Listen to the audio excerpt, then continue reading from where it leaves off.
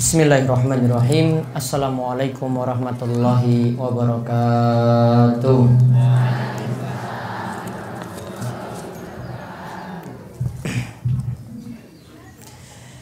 Innal hamdalillah nahmaduhu wa nasta'inuhu wa nastaghfiruh wa na'udzu billahi min shururi anfusina wa min sayyiati a'malina.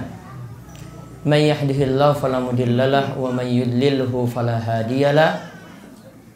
Wa asyhadu an la ilaha illallah wahdahu la syarikalah wa asyhadu anna Muhammadan abduhu wa rasuluh. Allahumma sholli ala nabiyyina wa sayyidina Muhammad wa ala alihi wa man tabi'ahum bi ihsan ila yaumiddin. Allahumma anfa'na bima 'allamtana wa 'allimna ma yanfa'una wa zidna ilma. Allahumma aslih lana dinana alladhi huwa ismatu amrina wa aslih dunyaya allati fiha ma'ashuna wa aslih akhiratana allati fiha ma'aduna waj'alil hayata ziyadatan lana fi kulli khair waj'alil mauta rahatan lana min kulli syarr. Alhamdulillah, para jamaah, bapak-bapak kalian, ibu-ibu yang mungkin selalu dirahmati dan diberkahi oleh Allah Subhanahu wa taala. Kita bersyukur pada Allah atas nikmat dan karunia yang telah Allah anugerahkan kepada kita sekalian, sehingga pada kesempatan siang hari ini pada pengawasan Ahad Pon bersama Aisyah, kita semuanya masih diberikan sehat, masih diberikan umur panjang, masih diberikan kemudahan untuk senantiasa mendapatkan taufik Allah. Mugi-mugi kita terus bisa menambah ketakwaan dan ibadah kita pada Allah Subhanahu wa taala dengan ilmu, bekal ilmu yang kita miliki, dan mudah-mudahan kita senantiasa diberikan keistiqomahan. Salawat dan salam juga mudah-mudahan tercurahkan kepada junjungan kita Nabi besar Nabi Agung Muhammad sallallahu alaihi wasallam, pada para sahabat, para tabi'in, para tabi'ut tabi'in, serta para ulama yang telah memberikan petunjuk-petunjuk yang baik kepada kita sekalian. Baik, para jamaah sekalian, kesempatan siang hari ini di keadaan cuaca yang alhamdulillah tadi pagi dikaruniai hujan, di siang hari ya sumuk. Ya, mudah-mudahan bisa sabar. Nanti insya Allah materi akan kalau sampaikan sekitar 30 menit. Setelah itu silahkan untuk bertanya jawab tentang materi kali ini. Ya, karena saya melihat masalah yang begitu berat yang dihadapi oleh sebagian orang yang berkaitan dengan masalah utang. Ya, berkaitan dengan masalah utang. Maka materi ini ya mudah-mudahan bisa bermanfaat, dapat mengurangi utangnya dan beban beratnya, sehingga hidupnya ya jadi kepena, ya jadi tenang, seperti itu. Namun sebelum kita masuk pada pembahasan, kita perlu pahami bahwasanya keadaan orang beriman itu pasti semuanya dalam keadaan baik. Senangnya juga baik, susahnya juga baik. Kata Kanjeng Rasul sallallahu alaihi wasallam dalam hadis diriwayatkan oleh Imam Muslim dari sahabat Suhaib, Rasulullah sallallahu alaihi wasallam bersabda, "Ajaban lil amril mu'min." Sungguh menakjubkan urusan seorang mukmin. Inna amrohu kullahu khair. Seluruh urusannya itu baik. Seluruh urusannya itu baik. Walaysa dzalika li ahadin illa lil mu'min. Dan itu tidaklah diperoleh kecuali pada orang yang beriman. Tidak diperoleh kecuali pada orang yang beriman. Jadi punya iman dulu. Lalu disebutkan oleh Nabi SAW, in asabathu sarra, jika dia dapat sesuatu yang menyenangkan, syakara, dia akan bersyukur. Dapat senang, alhamdulillah sehat, alhamdulillah tambah umur, alhamdulillah punya rumah, alhamdulillah punya kendaraan. Dapat senang, syukur, alhamdulillah, selalu bersyukur pada Allah Subhanahu wa taala. Wa in asabahu darra wa in asabathu darra, namun jika dia mendapatkan musibah, entah itu sakit, entah itu masalah dalam rumah tangga, entah itu masalah dengan anak, entah juga itu masalah utang, entah juga masalah utang. Wa in asabathu darra sabara fakana khairan lahu, jika dia dapat musibah maka dia pasti bersabar, maka itu akan lebih baik baginya. Maka keadaan kita orang beriman itu ada dua keadaan yang disebutkan dalam hadis ini. Yang pertama, keadaannya kalau dapat yang senang-senang. Bapak ibu-ibu suka dapat yang senang-senang atau yang susah-susah? Yang senang-senang. Sehat, alhamdulillah senang kan? Dapat uang, alhamdulillah senang. Dapat bantuan, senang juga. Nggak pernah susah gitu. Nggak pernah ketika dapat bantuan, aduh ya Allah dapat bantuan lagi. Pernah tahu ya tak? Namun kalau dapat susah, kita diperintahkan ketika itu untuk sabara, untuk bersabar. Maka keadaan kita dua ini, dapat senang kita syukuri, dapat susah, dapat musibah kita bersabar. Maka Nabi SAW itu katakan tadi, ajaban lil amril mu'min. Itulah yang membuat Nabi SAW begitu takjub, begitu senang dengan urusan orang beriman. Berarti kalau punya utang, keadaannya bersyukur atau bersabar? Kalau punya utang, ya, bersyukur atau bersabar? Bersabar.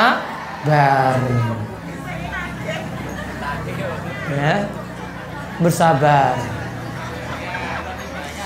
Jadi kalau ditanyakan apa solusinya kalau duwe utang, ya berarti sabar.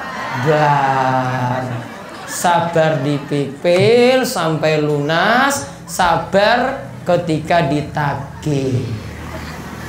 Itu sudah jadi solusi, sudah selesai kajian kita.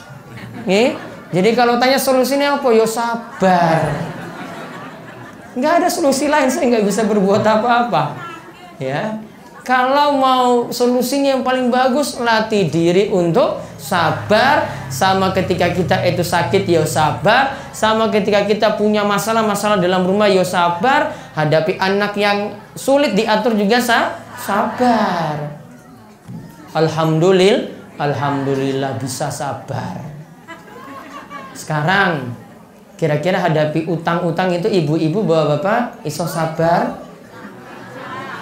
Atau sabarnya lagi 50%? Atau 70%? Atau sudah sempurna 100%? Hah?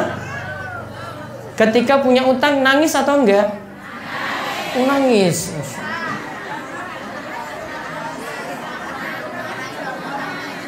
Ketika ditagih utang bisa senyum? Wah, ini saya senyum kok. Alhamdulillah, Masya Allah. Berarti kan masih ada senangnya.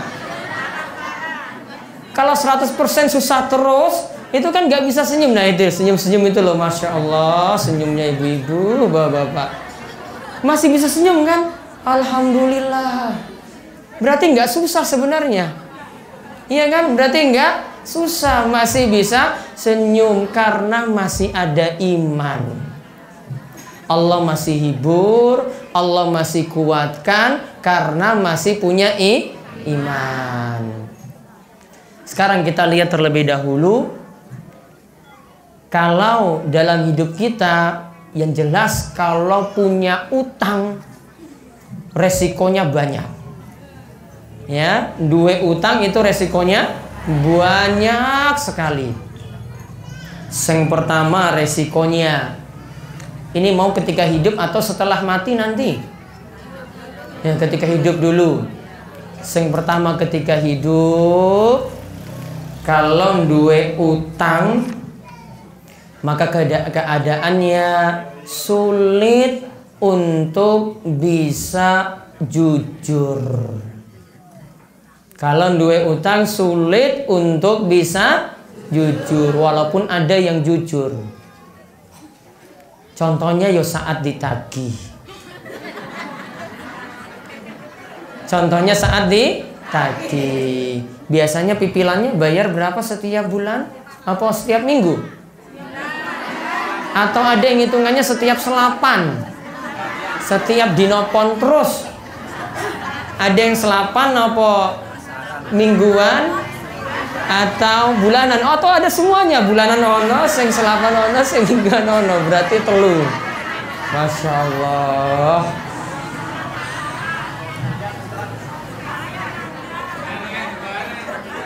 Harian juga ada lagi. Ya Allah, musibah betul. Saya cuma bisa senyum aja di sini.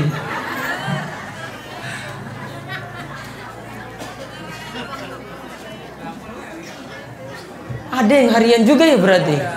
Masya Allah, aduh keringatan jadinya di sini ya Allah.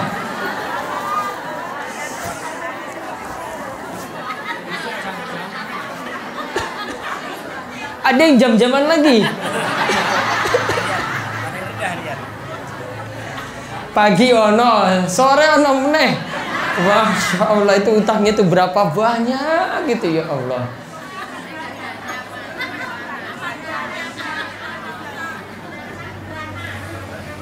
Jadi keadaannya yang pertama nggak bisa tenang, itu ya karena ditagih terus. Yang kedua, kadang nggak bisa jujur. Makanya ketika Nabi Shallallahu Alaihi Wasallam itu mengatakan sebuah doa, yang ini saya yakin sebagian yang hadir di sini sudah menghafalkan, yaitu doa agar utangnya yang berat iso lunas. Ya saya nggak bilang bisa lunas lah, bisa diperingan. Yaitu doane, Allahumma inni a'udzubika minal ma'sami wal maghram.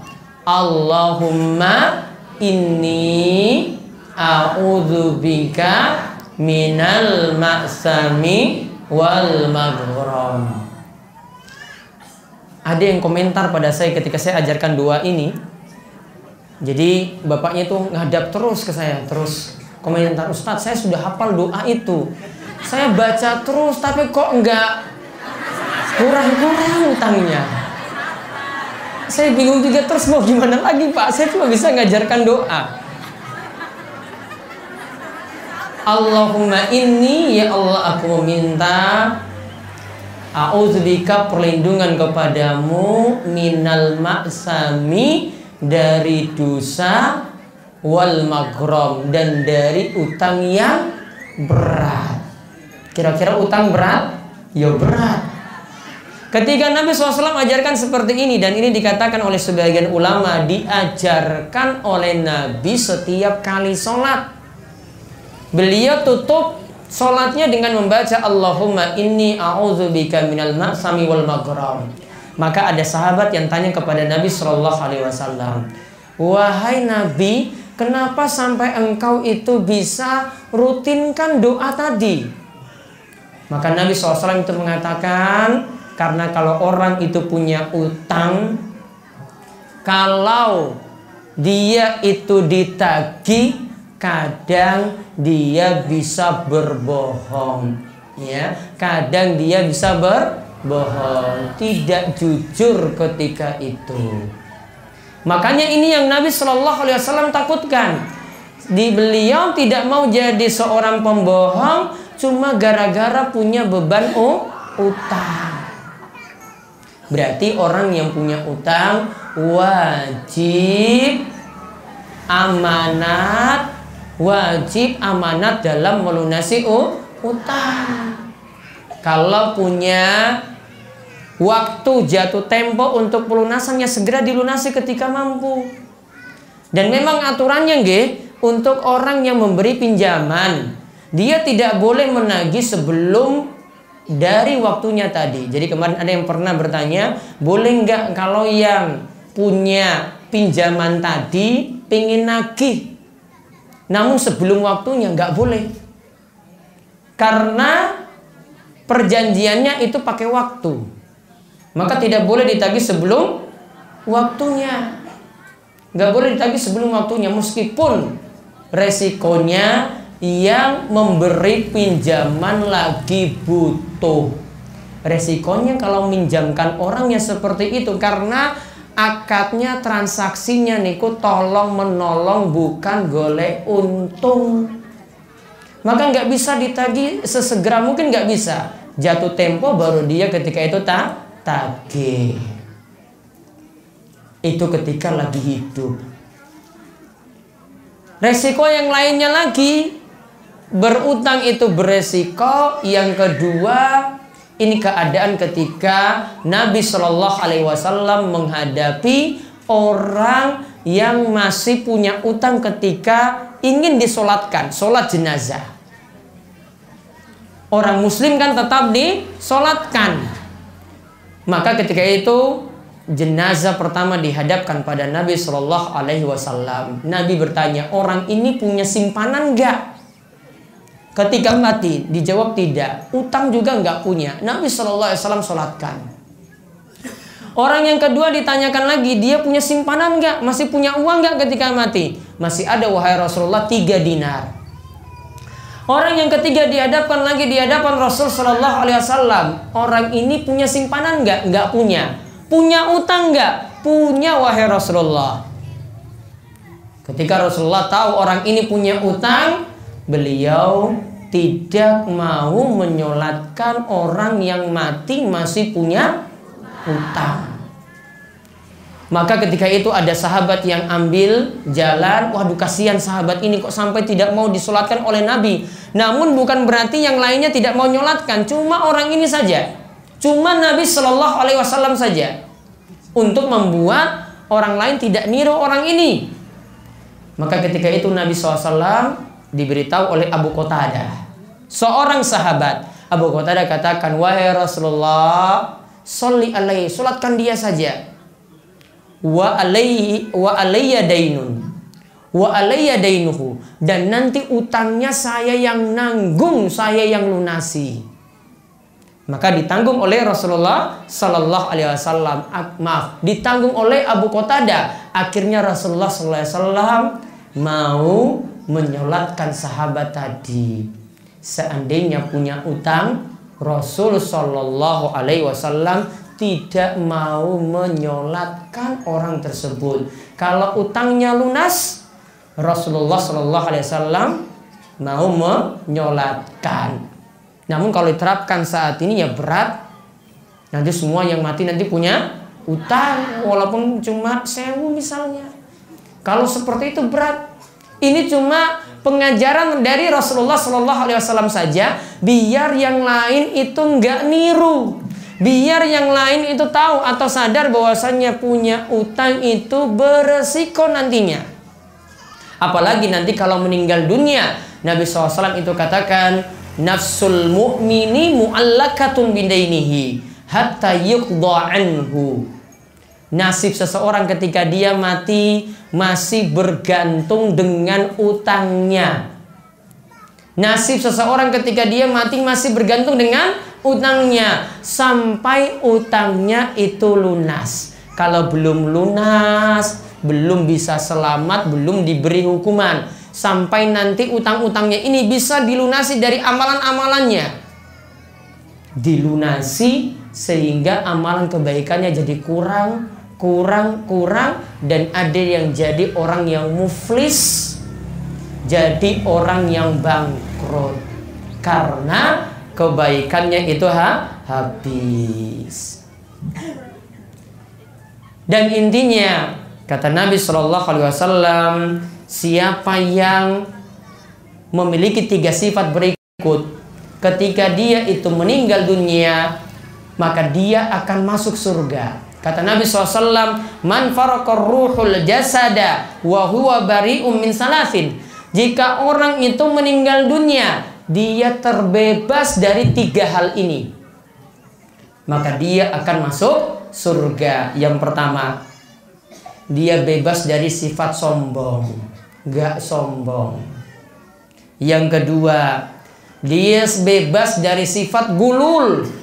Gulul ini sifat khianat. Gulul ini sifat khianat. Yang ketiga, dia terbebas dari daini, terbebas dari utang. Terbebas dari utang. Maka dia pasti akan masuk surga. Ibu-ibu pengen masuk surga? Berarti utangnya harus lunas. Siapa yang terbebas dari 3 sifat tadi? Sombong. Yang kedua, khianat. Yang ketiga, terbebas dari utang, dakhalal jannah, maka pasti akan masuk surga. Ya, mugi-mugi kita semuanya memiliki 3 sifat tadi, sehingga Allah mudahkan kita masuk surga. Namun sebenarnya punya utang itu ketika butuh, ya, ketika butuh dan kita sudah berusaha untuk lunasi, maka ingat, orang seperti ini tidak akan sengsara di akhirat. Yang penting punya niatan untuk lunasi, dipipil terus, dilunasi terus sampai lunas. Karena kata Nabi Shallallahu Alaihi Wasallam, innallaha ma'ad-da'in hatta yaqdiya dainahu ma lam yakun fima yakrahullah. Kata Nabi Shallallahu Alaihi Wasallam, sesungguhnya Allah akan menolong orang yang punya utang. Allah akan menolong orang yang punya utang. Ketika kapan? Dia mau lunasi terus utangnya sampai utangnya itu lunas. Dengan catatan dia tidak berutang untuk sesuatu yang Allah larang. Berarti kalau punya niatan untuk lunasi, maka Allah akan bantu dia untuk melunasi utangnya. Jadi harus punya niatan kuat dulu. Wah, saya harus kerja keras, harus berusaha terus, dipipil terus sampai utangnya lunas, maka Allah akan nolong terus sampai utangnya itu lunas. Namun kalau nggak punya niatan, jangan harap utangnya itu bisa ditolong oleh Allah Subhanahu wa ta'ala. Berarti harus punya tekad selepas pengajian segera lunasi utang. Ini sampun, belum kapok juga punya utang? Belum juga mau lunasi utangnya? Mudah-mudahan Allah Subhanahu wa ta'ala mengangkat kesulitan para jamaah sekalian. Ya, diangkat kesulitan dalam hal utang, diangkat kesulitan dalam hal rumah tangga maupun kesulitan-kesulitan yang lainnya. Adapun untuk orang yang memberikan pinjaman, ini tadi orang yang susah dulu. Okay. Ini sekarang untuk wong sing sugih. Ya. Ini orang yang sugih. Kalau punya kemampuan untuk memberikan pinjaman pada orang lain, maka Allah ingatkan, wa in kana dzu usratin fanaziratun ila maisaratin wa anta saddaqu khairul lakum in kuntum ta'lamun. Ingatlah, kalau memberikan pinjaman pada orang lain, kita tetapkan batas waktu. Awal Maret harus lunas. Maka kalau orangnya itu susah untuk lunasi, orang yang mampu tadi, orang yang sugih tadi, hendaklah menambah tenggang waktu. Kalau dengan catatan orang yang berutang tadi orang yang susah. Semua yang hadir di sini susah? Atau mampu untuk lunasi utang? Mampu. Ya berarti nggak masuk dalam ayat ini. Ya, kalau sudah masuk waktunya tetap dilunasi. Namun kalau orangnya susah, ditagih pas lagi nggak punya apa-apa. Pas lagi nggak punya apa-apa coba. Maka ketika itu wong sing sugih ini harus sadar, sudah berikan tenggang waktu ya. Kalau gitu 1 minggu lagi ya Bu. Datang lagi 1 minggu lagi, belum juga lunas lagi. Dia beri tenggang waktu lagi. Bahkan Allah katakan, wa anta soddaku, jika engkau bersedekah untuk orang itu, sudahlah utangmu lunas saja. Fakana khairul lakum, itu lebih baik untuk kalian jika kalian mau mengetahui. Namun ingat, ini dalil untuk orang sugih. Dalil ini nggak boleh dipakai dengan orang-orang yang mampu untuk lunasi. Jangan ada yang nagih terus, Pak. Ada ayatnya loh, Pak. Kalau Bapak itu lunasi utangku loh, Pak. Ini loh ayatnya kayak gini loh, Pak. Jangan pakai ayat itu untuk kita. Kita yang berutang tetap melunasi utang, itu khusus untuk orang yang mampu. Maka dia lihat keadaan orang yang dia beri utang. Jangan pakai dalil ini untuk yang susah-susah, jangan. Biar dia mikir, wah jangan kamu susahkan orang seperti itu. Ini untuk para rentenir. Karena ada sebagian rentenir itu yang bunganya terlalu besar. Bahkan bunga kecil pun tuh nggak boleh. Namun dia berikan pinjaman awalnya karo tengah yuto, bisa berlipat-lipat sampai 15 juta rupiah. Ini benar-benar kejam loh. Wong miskin tambah miskin. Maka Allah ingatkan di sini, kalau beri utangan maka berilah tenggang waktu, jangan kasih bunga. Ya, nggak ada di sini, nggak ada di dunia, ada. Nanti saya akan beri solusi terakhir. Ya. Kemudian perlu dipahami sekarang untuk memahami bahwasanya dalam utang piutang, kalau utang piutang itu dianakan, dikembangkan, maka ini termasuk dalam dosa riba. Ini termasuk dalam dosa riba. Dan dosa riba ini terlaknat. Rasulullah SAW itu melaknat 4 orang dalam transaksi riba. Lihat, la'ana Rasulullah SAW akilar riba wa mukilahu wa syahidaihi wa katibahu. Rasulullah SAW itu melaknat orang yang memakan riba, rentenir. Rasulullah SAW melaknat yang kedua, orang yang jadi nasabah, kok mau pinjam dari rentenir, dilaknat lagi. Orang yang ketiga, Rasulullah SAW melaknat orang yang jadi 2 saksinya. Yang keempat, Rasulullah SAW melaknat orang yang jadi sekretaris, yang jadi tukang catat. Kata Nabi SAW, hum sawa, semuanya itu sama-sama dapat dosa. Hum sawa, semuanya itu sama, yaitu sama-sama dapat dosa. Namun yang satu dengan yang lainnya tingkatannya nanti berbeda-beda. Rentenir dosanya lebih besar. Kemudian orang yang minjam juga ada dosa, namun di sini dilihat kalau dia itu butuh, maka dosanya tidak sebesar rentenir. Kemudian ada yang jadi sekretaris dan ada yang jadi saksi. Semuanya dilaknat oleh Rasulullah SAW. Dan kata para ulama yang dimaksud laknat itu adalah bu'dun mir rahmatillah, jauh dari rahmat Allah. Berarti rentenir jauh dari rahmat Allah, nasabahnya jauh dari rahmat Allah, saksinya jauh dari rahmat Allah, sekretarisnya jauh dari rahmat Allah. Berarti di sini yang hadir dapat rahmat Allah atau tidak? Ya, yang hadir mugi-mugi Allah maafkan kalau sudah terlanjur.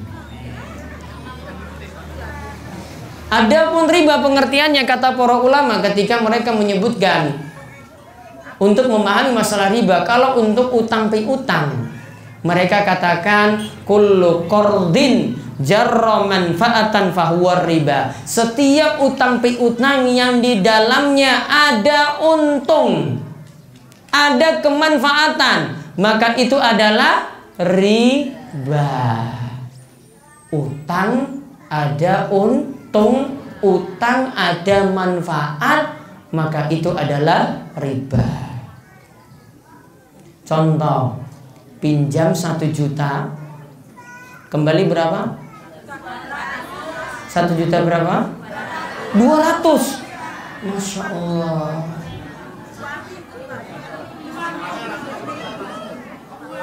Satu juta kembali 1.200.000.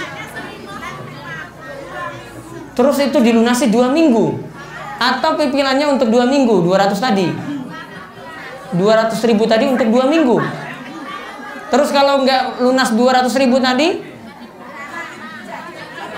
dianakan lagi, beranak lagi terus sampai nambah. Kok mau pingin pinjam di situ?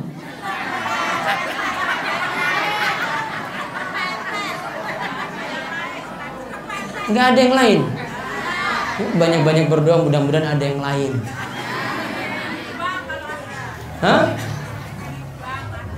Baik. Yang berikutnya lagi, contoh yang lainnya bentuknya gadai. Gadai di situ juga kita nitipkan barang. Misalnya kalau kita gadai lemah, gadai tanah untuk pinjam uang misalnya 50 juta. Biasanya tanahnya tadi didiamkan saja atau dimanfaatkan? Didiamkan saja atau dimanfaatkan oleh yang minjamkan? Dimanfaatkan. Seperti kaidah tadi disebutkan, setiap utang piutang yang ada manfaat di dalamnya maka itu termasuk riba. Riba lagi yang kedua. Masih banyak contohnya yang lain. Saya kasihan kalau saya jelaskan terus semua sini dapat riba yang banyak. Nih, stop sajalah contoh-contohnya. Nanti kalau ada yang nanya baru saya nanti jawab. Solusinya sekarang gimana kita ingin selamat dari utang riba agar utang ribanya itu lunas? Ya minimal ya berkurang. Yang pertama wajib bertobat. Tobat dari dosa riba, semampu mungkin ditinggalkan. Kalau sudah paham seperti ini maka di lain waktu dia berusaha untuk tidak mengembangkan uangnya atau tidak menjadi nasabah untuk transaksi utang piutang tadi. Jadi nggak pinjam dengan cara riba. Yang kedua, sebagaimana yang disebutkan tadi oleh Nabi Shallallahu Alaihi Wasallam, kalau punya utang harus punya tekad untuk lunasi, punya niatan kuat untuk melunasi utang. Kalau nggak punya niat, cuma pinjam saja, gali lubang, tutup lubang. Oh saiki wis arak ditagih, milih meneh. Nah, tutup. Yang ini ditagih meneh, ya nyari lagi, tutup lubang lagi, cari lagi, gali lubang, tutup lubang terus ya sampai punya 10, makanya tiap hari ditagih terus. Harus punya niatan kuat, berarti tambah kerja, berarti tambah penghasilan, usahanya ditambah terus. Makin tawakalnya tinggi pada Allah, usahanya makin ditambah. Harus punya niatan. Yang ketiga, perbanyak istighfar. Karena sebab istighfarlah musibah-musibah kita itu diangkat. Karena dengan istighfar musibah-musibah itu diangkat. Allah Subhanahu wa taala katakan dalam surat Nuh, "Faqultu astaghfiru rabbakum innahu kana ghaffara yursilis samaa 'alaikum midrara." Beristighfarlah kalian kepada Allah Subhanahu wa taala, banyak-banyak meminta ampun pada Allah. Maka Allah akan turunkan dari langit hujan yang deras kepada kalian. Maka gara-gara istighfar, pintu rizki dari langit itu terbuka. Pintu rizki dari langit itu terbuka. Maka rajin-rajin baca Astaghfirullahalazim. Astaghfirullahaladzim. Rajin terus seperti itu. Kalau belum lunas-lunas, yo nambah. Ya, nambah lagi istighfarnya. Yang keempat, kalau utangnya semakin menumpuk dan pingin utangnya itu segera lunas, segeralah jual barang-barang pentingnya, aset-aset pentingnya, punya tanah, punya kendaraan dijual. Biar utangnya itu lunas. Jadi kalau mau pergi kajian yo jalan kaki, pergi sekolah yo jalan kaki, neng pasar ya jalan kaki, ya resiko punya utang. Aset yang tidak butuh dan ini mahal bisa untuk menutupi utang, segera itu dijual kemudian untuk menutupi utang, biar hidupnya itu mudah. Yang kelima, tambah giat kerja. Tambah giat kerja, kerjanya terus semangat. Tujuan kerja biar utangnya itu lunas. Yang keenam, ini modal penting. Coba tanamkan sifat amanat. Kalau sudah dipinjamkan utang, segera utangnya itu dilunasi tepat waktu. Wah, jadi pinjam tepat waktu. Wah, ditagih lagi tepat waktu. Ditagih lagi tepat waktu. Maka orang yang meminjamkan tadi, wah semangat. Wah, bapak ini kok tepat waktu ya kalau pinjam. Maka kalau mau pinjam lagi, wah dikasih. Kemarin wes lunas. Ya toh, dipinjam lagi mau. Namun kalau tidak amanat, setiap kali ditagih kabur. Setiap kali ditagih, ya bilang anak, simbok iki nggak ada di rumah, pokoknya lagi lungo, lagi negal, pokoknya jangan diomongin, nggih. Diam. Kalau lagi ditelepon, didiamkan kayak gitu. Lagi ditelepon, diblok nomornya. Lagi ditelepon, orang dibalas-balas. Namun kalau dia amanat ketika pinjam utang, amanat, insya Allah nanti akan diberi terus. Pinjam 100, alhamdulillah minggu depan kembali. Pinjam lagi 100 lagi ya bu. Kemarin ini saya butuh lagi, dipinjamkan lagi. Namun kalau nggak amanat, itulah yang menyebabkan duit tadi dianakkan ketika dipinjam. Karena kita nggak mau amanat. Makanya kalau bilang di sini tidak ada yang bisa kasih pinjaman dengan bebas riba. Ada sebenarnya, namun banyak yang tidak amanat. Gak mau lunasi, ya, gak mau lunasi. Sudah pinjam, gak balik-balik, ya mau nagih, kasihan. Mau nagih yang nagih malah malu, mau nagih yang nagih malah dimarahi. Apa-apaan kamu tagih-tagih saya terus. Maka harus punya sifat amanah. Yang terakhir, hendaklah punya sifat qanaah.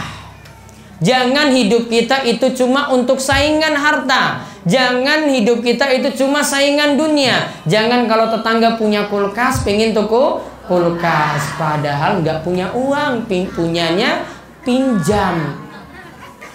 Kalau tetangga punya motor, nggak usah lah pengen punya motor lagi. Kalau pengen punya malah pinjam. Ujung-ujungnya semuanya utang, gara-gara ingin saingan. Kalau punya uang beli, kalau tidak punya ya sabar. Ya sabar ketika itu. Coba tanam prinsip seperti ini, punya uang ya tuku, orang duwe uang ya sabar, ya wis tanam wae ne wis tanggoku wis duwe motor wis ora apa-apa nih. Sing penting iso hidup tanpa utang. Kemudian yang terakhir, perbanyak doa. Terus meneruslah perbanyak doa pada Allah Subhanahu wa taala, karena barangkali Allah timpakan kita itu suatu musibah, memberikan kita beban berat dengan utang, supaya kita banyak-banyak doa. Karena kalau tidak ada ujian biasanya kita itu lupa. Kalau nggak ada cobaan biasanya kita lupa. Pas lagi susah, baru ketika itu kita mau kembali ingat pada Allah. Akhirnya jadi rutin sholat 5 waktu, akhirnya jadi rutin ngaji, akhirnya jadi rutin sholat malam, akhirnya jadi rutin sholat duha. Kalau seandainya nggak punya utang, nggak mungkin seperti itu loh. Mungkin nggak pernah berdoa, mungkin nggak pernah sholat, mungkin nggak pernah ingat pada Allah Subhanahu wa taala. Akhirnya Allah beri cobaan yang berat, akhirnya mau sadar. Maka Inilah hikmahnya kenapa kita diberikan ujian, di balik itu ada kemudahan, kita jadi mudah ibadah. Allah katakan fa inna ma'al usri yusra, inna ma'al usri yusra. Di balik kesulitan itu ada kemudahan, di balik kesulitan itu ada kemudahan. Wallahu a'lam bishawab. Mungkin Bapak dan Ibu mendapatkan ilmu yang bermanfaat dari pembahasan kita kali ini, dan mudah-mudahan utangnya itu bisa lunas atau minimal itu semakin berkurang. Allahumma amin. Demikian untuk pengawasan kita. Seperti biasa, kalau beri waktu sekitar 15 menit. Ada yang ingin bertanya, kami persilahkan.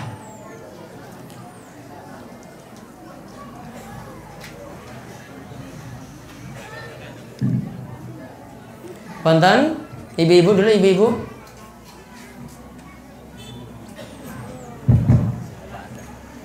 Banyak nih, kalau masalah utang itu banyak nanya. Assalamualaikum warahmatullahi wabarakatuh. Waalaikumsalam warahmatullahi wabarakatuh. Ini mau tanya Ustaz, kalau orang jualan itu dipinjem setelah 5 hari, harga udah jadi, setelah 5 hari itu enggak datang uangnya itu, Kabur. belum dikasih. Nah, terus itu 5 hari ditanya, itu kan balasannya itu ya sekarang tak potong karena saya rugi. Itu yang saya tanyakan, bagaimana sikap Anda kalau seperti itu? jadi ketika pinjam barang, misalnya ten warung gitu, ya, misalnya ten warung, terus ketika sampai 5 hari belum, nggak dikasih uangnya atau nggak dikasih barangnya, nggak dikasih uangnya, terus dengan dipotong apanya? Dipotong utangnya.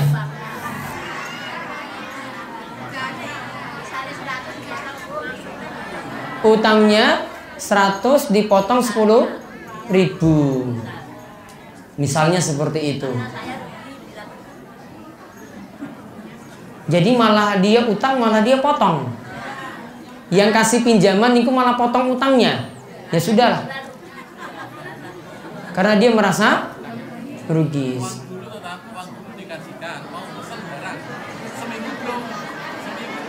Oh, dia pesan dulu, terus seminggu belum datang, uang sudah dikasih, akhirnya dipotong. Itu tinggal kesepakatan. Ini nggak masuk dalam utang piutang. Kalau disetujui dipotong seperti tadi, atau istilahnya kita pakai DP, uang muka, uang mukanya dipotong boleh. Ini pembahasan lain, ini tidak masuk masalah utang piutang. Ini masalah pesan barang, dan ini masuk dalam jual beli, bukan dalam masalah utang piutang yang kita bahas. Ada lagi ibu-ibu? Assalamualaikum warahmatullahi wabarakatuh, Pak Ustaz. Waalaikumsalam warahmatullahi wabarakatuh. Sambil berdiri mawon biar dilihat. Ya, monggo.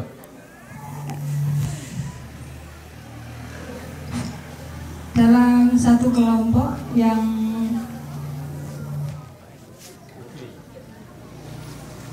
kelompok kami meminjamkan uang dari kelompok itu juga dan meminta bunga, dan untuk kemakmuran kelompok itu juga rimba atau bukan, Ustaz? Terus yang kedua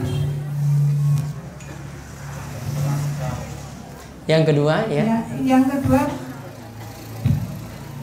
mungkin berdiri. Sinyalnya dia nggak nangkap. Yang kedua, Ustaz, jika ada seseorang yang meminjamkan hutang kepada seseorang kemudian menagihnya, terus yang ditagih itu malah justru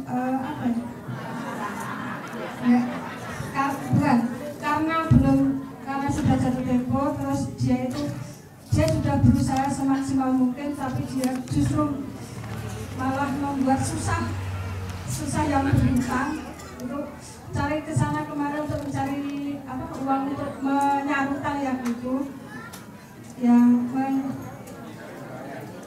Begini, saya istri saya memberikan pinjaman kepada si A. Nah, karena sudah jatuh tempo, saya meminta uang saya yang saya pinjamkan tadi. Nah, si yang saya pinjamkan itu belum bisa bayar. Karena apa belum bisa bayar? Ya mungkin karena belum punya. Belum punya.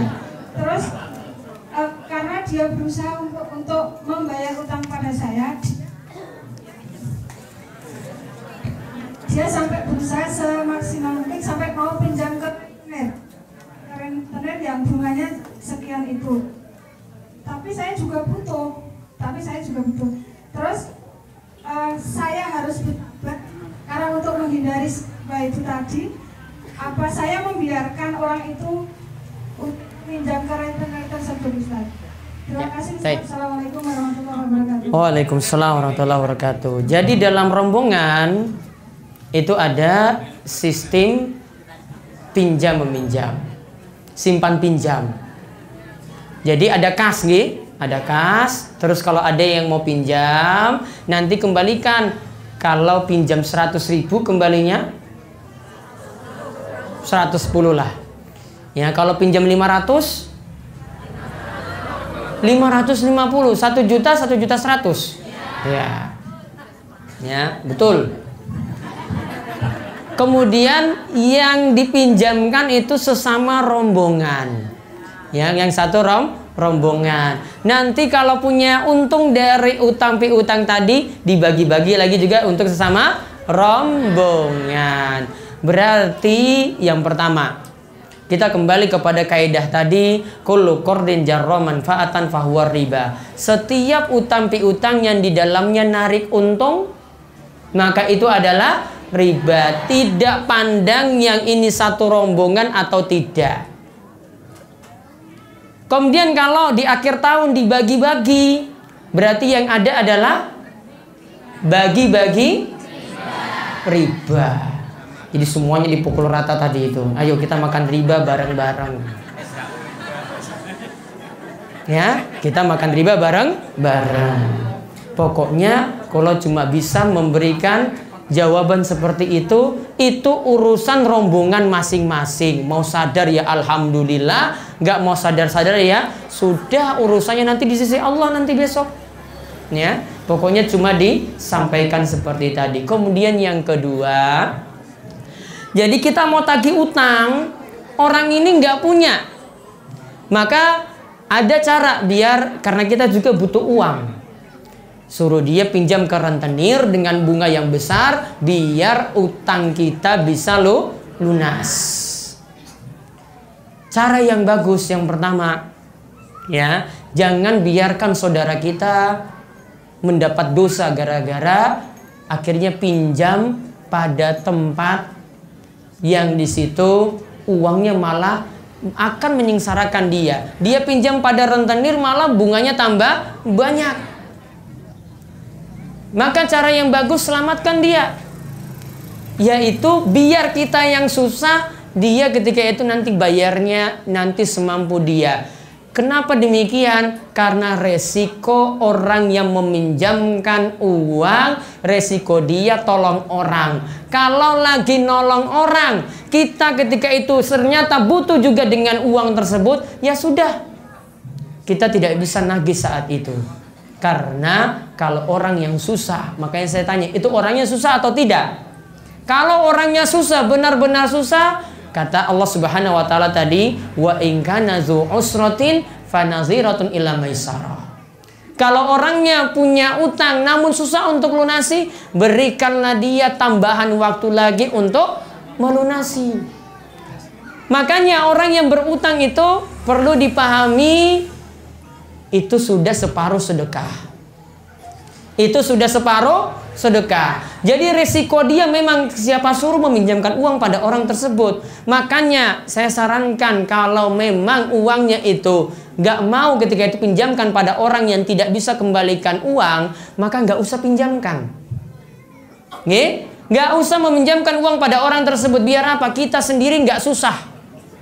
Karena kalau kita nagih malah kita yang susah. Nagih sama saja gak akan dikembalikan. Kalau tahu orangnya sudah punya rekaman jejak yang jelek, pinjam mana-mana, nggak pernah kembalikan, nggak usah pinjamkan.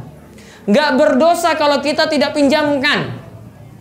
Paham nggih? Nggak akan berdosa kalau kita tidak pinjamkan, apalagi orangnya orang amanat. Jadi ketika itu harus pakai prinsip. Kalau tahu di sini ini jejaknya ini gimana ini orang ini, pinjam mana-mana kok nggak pernah lunas, saya nggak mau. Sama saja. Mendingan kalau dia datang, sudah bantu saya semampunya, Bu, saya hanya punya 10.000, dibawa pulang aja. Jangan mau pinjam 100.000, nggak ada, cuma ada 10.000 ini, tak bantu, besok nggak usah dikembalikan.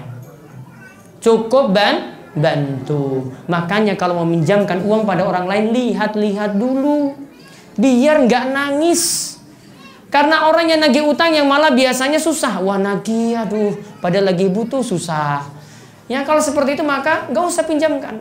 Adapun untuk orang tadi, ya resikonya seperti itu, maka kita yang malah coba cari pinjaman dari orang yang bisa membantu, sedangkan dia yang susah ya sudah kita ikhlaskan. Mudah-mudahan di lain waktu dia bisa melunasi. Resiko meminjamkan utang seperti itu. Ada lagi yang lain? Bapak-bapak ada? Ibu-ibu ada. Ibu-ibu, nggih, monggo. Beberapa waktu lalu Ustadz pernah menyampaikan bahwa Rasulullah ketika wafat itu dalam keadaan masih menggadaikan baju besi. Iya. Artinya Rasulullah juga wafat dalam keadaan berhutang. Iya. Tetapi pada akhirnya kita kan tidak boleh menggunakan dalil itu untuk berhutang. Kemudian yang saya tanyakan adalah apabila seseorang itu terlilit hutang seperti hutang riba ya, termasuk konvensional itu kan termasuk riba, itu apakah identik dengan Ustaz bawa pulpen enggak? Bahwa masalahnya banyak. wah, banyak ini. Yang pertama tadi apa itu? Ya, tidak menggunakan dalilnya Rasul yang punya hutang. Nah, Rasul gadaikan baju besi. Ya, terus yang kedua, apakah kefakiran itu identik dengan apakah terlilit hutang itu identik dengan kefakiran? Ada Ya. hadis, Ustadz yang tahu kebenarannya ya soal hadis. Barang siapa setiap hari membaca La ilaha illallahul malikul haqul mubin, diriwayatkan Abu Nuaim, itu akan terbebas dari kefakiran. Nah, itu benar apa enggak? Kemudian siapa itu Abu Nuaim? Kemudian apakah orang yang terlilit hutang riba itu juga identik dengan kesusahan? Karena rasanya mereka juga saya lihat nggak susah-susah amat. Di sini ada dalilnya juga, barang siapa yang melanggengkan istighfar akan diangkat dari kesusahan. Apakah itu identik dengan kesusahan? Kemudian apakah identik juga dengan kesempitan hidup? Sepertinya juga tidak sempit-sempit amat jalan hidupnya. jadi Barang siapa yang membaca Al-Waqiah setiap malam itu akan dibebaskan dari kesempitan hidup. Yang saya maksudkan dari atas sampai ke bawah itu apakah itu semua terkait dengan seseorang yang atau banyak jutaan orang yang terlilit dengan hutang riba. Kemudian yang jelas pelaku riba, orang yang meminjam dalam keadaan riba seperti apalagi rentenir ya, sedangkan konvensional saja itu masuk ke riba. Kalau susahnya ya nggak susah amat, tetapi terjeratnya itu ke dalam beban dosa. Nah, sekarang antara karena terbebani dengan dosa, kalau bayarnya juga nggak susah-susah amat sebetulnya, tetapi beban berat dengan riba ini yang sudah menjadi barang gitu loh, sudah terlanjur hutang jadi rumah, jadi piring, jadi gelas, jadi seluruh alat-alat itu dari hasil riba. Sehingga ketika setiap menatap itu adanya kan mestinya syukur gitu ya, mestinya kan alhamdulillah punya ini, tetapi antara syukur dengan beban dosa itu berimbang gitu loh. Yang mau diutamakan yang mana dulu, yang syukurnya ataukah yang mengistighfari, istilahnya menangisi tentang ini tentang dosa ini. Jadi tiap piring, melihat piring tuh susah, tiap melihat gelas tuh susah, tiap pokoknya hari-harinya itu susahnya itu karena teringat dengan itu gitu loh. Cukup. Baik. Yang pertama, Rasul gadaikan baju besi, meninggal masih punya utang. Ingat, Rasul masih gadaikan baju besi. Baju besinya itu bisa lunasi utangnya. Sekarang kalau kita itu meninggal, kalau punya utang, ada barang gadaian yang kita gadaikan yang bisa lunasi utang? Ada yang punya barang gadaian yang bisa lunasi utang-utangnya numpuk-numpuk tadi? Kalau nggak ada, nggak bisa samakan dengan Rasul. Rasul meninggal punya utang, namun ada baju besi sebagai barang gadaian. Gadaiannya ini dipakai untuk lunasi utang, nutup pun bisa. Ya, maka tidak ada masalah beliau.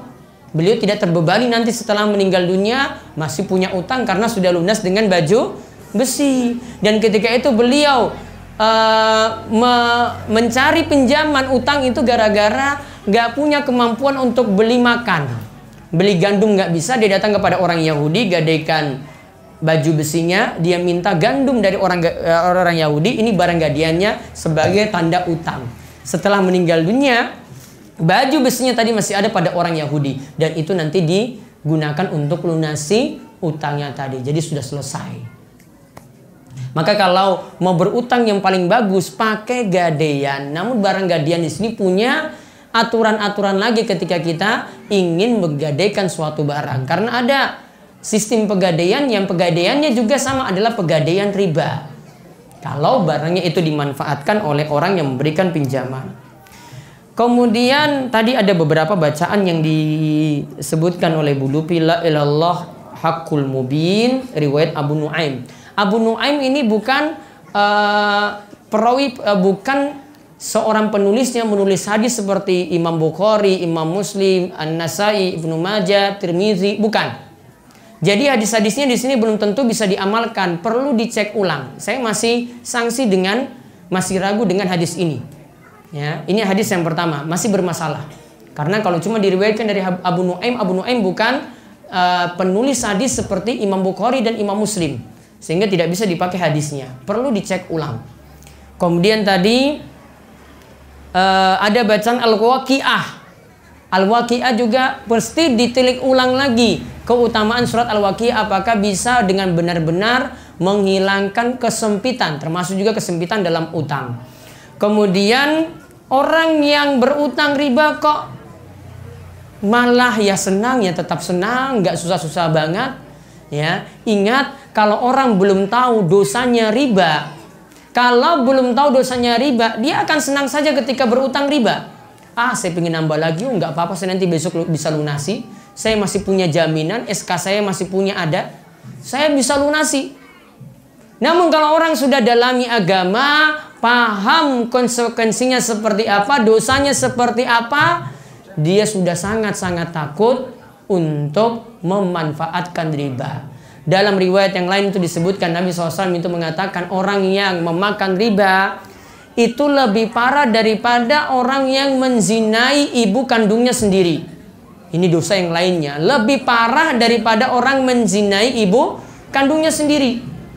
Dan masih banyak lagi yang lainnya. Di antaranya lagi Nabi SAW sebutkan, di antara musibah yang menyebabkan hujan itu tidak turun-turun, di antaranya karena sudah tersebar riba di tengah-tengah kita sekalian. Riba tersebar, rizki akan sulit turun, hujan akan sulit turun. Mungkin hujan sedikit saja turun itu gara-gara riba.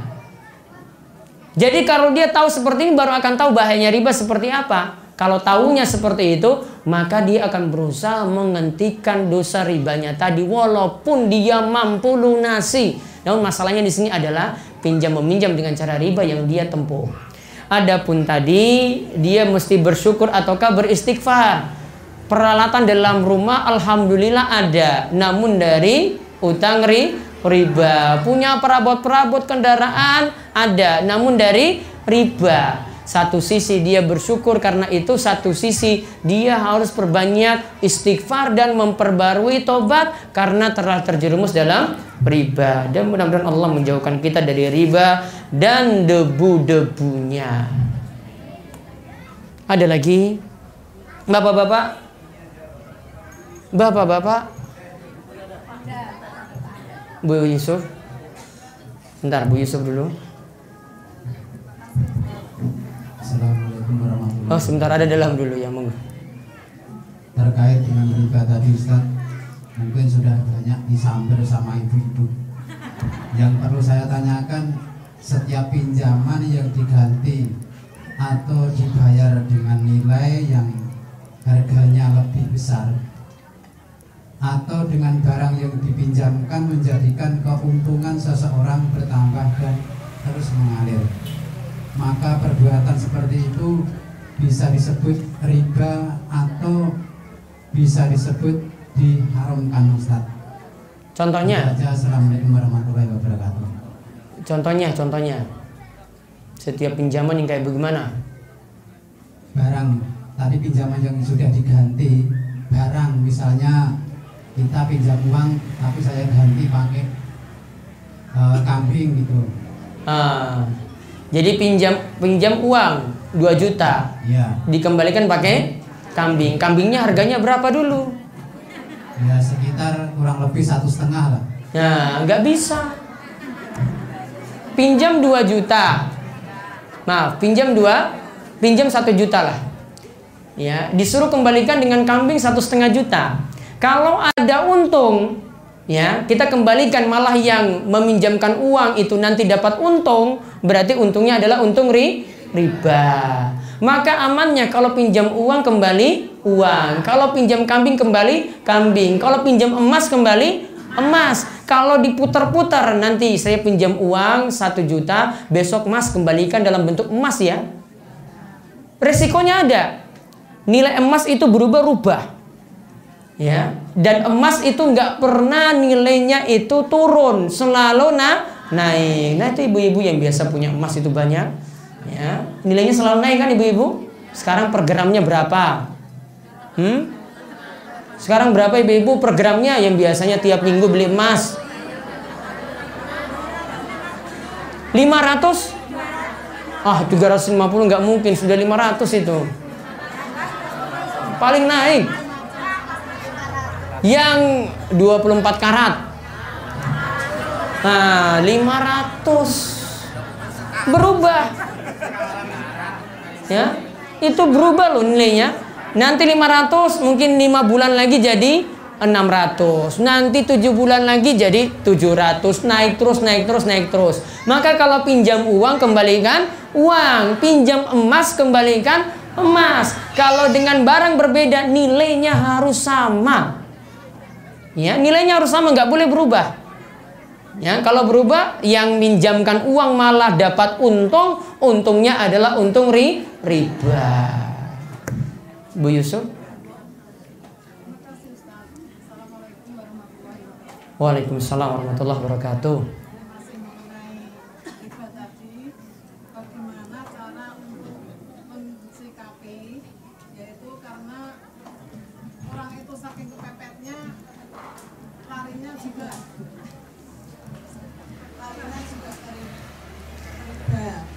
Soalnya yang mudah dipinjami itu uang riba itu. Bagaimana solusinya untuk mencegah itu tadi? Punya aset nggak kira-kira?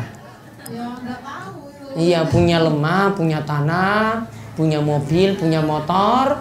Itu coba dipikir dulu untuk dimanfaatkan, dijual, sehingga nggak punya utang.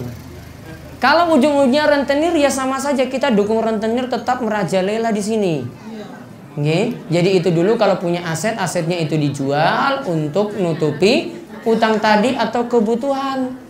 Dan saya yakin di sini punya banyak aset, namun asetnya itu malas untuk dijual. Eman-eman, aduh tanahku ini nanti untuk ini nanti kredit. Yaitu yang pertama, yang kedua itu ada suatu BMT yaitu menggadekan BPKB. Nah itu kan pasti ada bunganya, tapi di situ disebut membungakan tidak mau, katanya hasil itu bagaimana itu bedanya? Baik, Islam itu punya aturan, al-ibratu bi umumil lafzi la bi khususis sabab. Kita itu ambil pelajaran itu bukan dari nama. Lihat hakikatnya itu seperti apa. Hakikat sesuatu itu yang jadi patokan. Jadi bukan dari sekedar nama. Kira-kira kalau ini misalnya bir ini, mabuk, saya rubah jadi minuman penyegar. Boleh atau enggak? Ya nggak boleh. Kalau ini minuman memabukkan nggak bisa kita ubah-ubah. Kalau nyatanya tetap mabuk ya tetap haram. Nggak bisa diubah-ubah namanya. Ya namanya selingkuh ya namanya selingkuh tetap haram. Mau diubah namanya pakai apapun ya tetap selingkuh tetap haram. Mau dihiasi pakai nama apapun tetap haram. Nggak bisa. Ya sama juga dengan riba. Ingat hakikatnya, lihat hakikatnya seperti apa. Mau diubah bagaimanapun kalau hakikatnya seperti itu ya tetap riba. Riba itu boleh dinamakan dengan ini, nama-nama yang bagus. Bahasa Arabnya itu ada al-fawaid. Fawaid itu adalah faedah, manfaat. Coba, namanya bagus sekali loh. Fawaid. Itu namanya bunga dalam istilah bahasa Arab itu al-fawaid. Faedah, manfaat. Maka orang-orang ketika pinjam itu, wah ini nggak apa-apa, ini cuma sekedar infak. Namun kalau itu utang piutang, nggak ada nama istilahnya infak. Yang ada cuma riba, karena transaksinya tolong menolong. Maka untuk solusinya memang ini pelajaran berat bagi kita sekalian. Mungkin ada tokoh-tokoh masyarakat yang hadir. Memang bagus sekali kalau buat lembaga yang memberikan pinjaman namun tanpa ada riba atau bunga. Namun masalah pentingnya lagi, kalau lembaga itu ada, masalahnya masyarakat belum bisa amanat untuk kembalikan utang. Kalau sudah terdidik amanat, insya Allah buat lembaga itu gampang. Yang penting bisa amanat saja kembalikan. Ya, dan ini sudah ada dalam pemikiran beberapa orang juga. Pingin buat seperti itu untuk nolong orang. Namun masalahnya yang minjam nanti kadang itu nggak amanat. Apalagi tahu misalnya yang pinjamkan itu wah seorang ustadz lah, kiai lah. Wah Pak Kiai kan baik, Pak Ustadz kan baik. Ya nggak usah lah kita kembalikan, pinjam aja. Nggak amanat.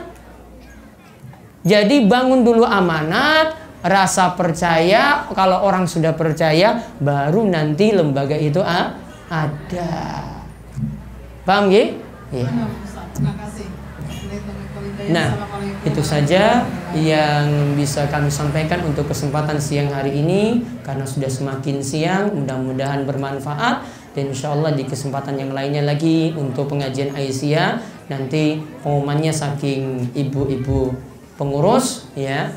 Untuk kesempatan berikutnya seperti biasa di Ahad Pon, nanti kita keliling ke masjid-masjid yang lainnya. Ya usulan kami kalau di Panggang ya bisa keliling di masjid-masjid di setiap desa. Kalau ini di desa Giri Sekar, kemarin itu di Sudirman, Giri Harjo, mungkin di kesempatan berikutnya di Giri Karto, Giri Mulyo atau Giri Wungu, bahkan Giri Suko juga bisa keliling di situ. Ya untuk masalah sarana pendukungnya nanti insya Allah bisa dibantu pesantren seperti sound system. Ya pesantren sudah punya lengkap tanpa menyewa lagi. Untuk tenda nanti juga bisa dibantu. Silakan ibu-ibu Aisyah untuk merembuk hal tersebut. Gini kemauan, gini ibu-ibu, gini ke dereng rampung, gini nanti ditutup oleh Bu Eni. Ya belum rampung, ini belum ditutup dulu. Ya, nanti ada pengumuman, beberapa pengumuman, tolong bisa mengikuti hingga selesai. Wabillahi taufiq wal hidayah. Wassalamualaikum warahmatullahi wabarakatuh.